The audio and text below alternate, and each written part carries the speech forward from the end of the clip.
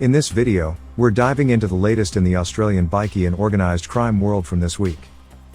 We'll break down the recent gangland hit on the streets of Sydney, dig into some bikie news from Western Australia, explore a new update on the Comanchero MC, and wrap up with a story about a 75-year-old grandma connected to the Alameddine crime clan. So let's get started with the first major update. New South Wales police have launched an investigation following the fatal shooting of known underworld figure Tari Iub in Parramatta. Homicide Squad detectives have initiated Strike Force Juno to probe the incident. The shooting occurred at approximately 3:30 a.m. on Monday, August 26, 2024, when emergency services responded to reports of gunfire on Herald Street in Parramatta. Upon arrival, officers from Parramatta Police Area Command discovered Tari Iub, 29, alias the Angel of Death, with multiple gunshot wounds outside a unit block. Despite efforts by NSW ambulance paramedics, Iub succumbed to his injuries and died at the scene. Approximately 15 minutes later, at 3:45 a.m., emergency services were again alerted, this time to a car fire on Beckett Street in Granville, roughly 4 kilometers from the shooting site. Officers from Cumberland Police Area Command located a stolen sedan fully engulfed in flames, which was extinguished by Fire and Rescue New South Wales. Both locations were secured as crime scenes, and detectives from the State Crime Command's Homicide Squad started actively investigating under Strike Force Juno to determine any links between the two incidents. Two men were reportedly seen fleeing the area in another vehicle, with authorities working to discover whether the blaze was linked to the earlier shooting. A group of men, presumably friends or associates of Iub, were seen grieving at the scene, indicating his significant connections within the underworld. It is understood he had long-standing ties to many of Sydney's underworld heavyweights, including the infamous Hushar crime syndicate. Iub was known to police and had a criminal history. In 2018, he was charged with multiple offences related to the murder of 15-year-old Braden Dillon, who was killed in a revenge shooting in 2017. Iub's charges included being an accessory after the fact to murder, knowingly participating in a criminal group, and acting with intent to pervert the course of justice. Police are still investigating both incidents and are appealing to the public for any information, CCTV, or dashcam footage that could assist with their inquiries. The second update is from the Shire of Beverley in Western Australia, which is sitting at the centre of a heated debate over whether to approve the Gypsy Jokers annual Westdale Dirt Drags event. The Shire of Beverley is a local government area in the Wheatbelt region of Western Australia, about 130 kilometres southeast of Perth. The Westdale Dirt Drags event has been an annual fixture for over a decade, and the two-day festival draws a significant crowd, including hundreds of bikies from various bikie clubs. The event features burnout and drag racing competitions and has become a major draw for motorcycle enthusiasts. The event is held on a Jokers-owned property on Butchers Road. The local council is set to vote on this bikie run festival, which has been held for over a decade and attracts hundreds of bikies. WA Police Commissioner Carl Blanche has urged the council to reject the application due to concerns about the event's links to organised crime. Despite this, the council is likely to approve the event, dismissing the police's recommended conditions. Some locals support the event for the economic boost, while others are worried about the club's impact on the community.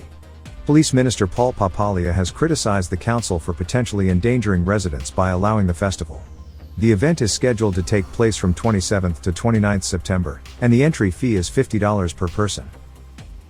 Next update is on Mario Stokovich, the brother of a former Bandidos bikie Sergeant-at-Arms Živko Stokovich, who avoided jail time after pleading guilty to laundering more than $500,000 in suspected drug money. The cash was handed over in a Woolworths freezer bag to an undercover officer in Courier, Brisbane, and was part of a larger scheme connected to a global cocaine operation. Despite his involvement, Stokovich claimed he was merely a courier and did not know the contents of the bag. The judge sentenced him to a 9-month suspended sentence, emphasizing the foolishness of his actions.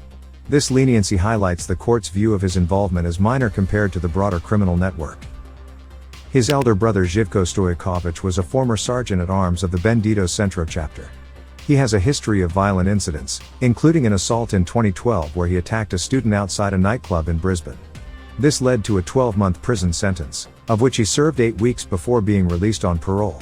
Stokovich had resigned from the Bandidos before his sentencing, and the court considered his troubled childhood in war-torn Bosnia during sentencing.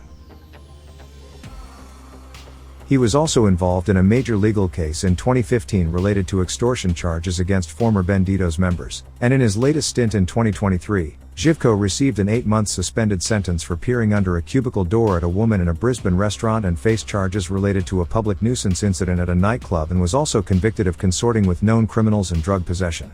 The court warned him that further offenses could lead to prison time. Our next update is from Victoria, where the federal government has initiated an investigation following allegations that senior Comanchero's bikies, including Bimir Benji Sarasevich, the current national Comanchero president, threatened CFMEU delegates during a dispute over a major government-funded project in Brisbane. The ABC reported that these bikies were falsely claiming to be directors of the security provider, Host Group, which is linked to the project. Despite Host Group's denial of any association, the Federal Minister for Employment and Workplace Relations, Murray Watt, is addressing the issue to ensure no criminal influence infiltrates public projects. The investigation follows accusations that the bikies threatened to burn down the CFMEU delegate's home. Sarasevich, 36, became the national leader of the Comanchero bikies in 2023, succeeding Alameddine, who was arrested last year.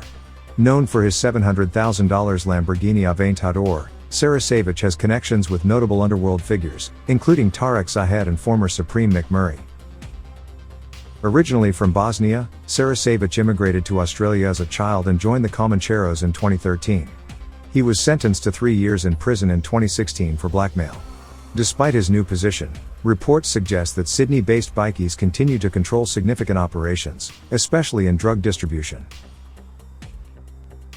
Our last update is on a 75-year-old grandmother, Kathleen Woods, who has been accused of participating in a drug smuggling operation run by the Alameddine crime network.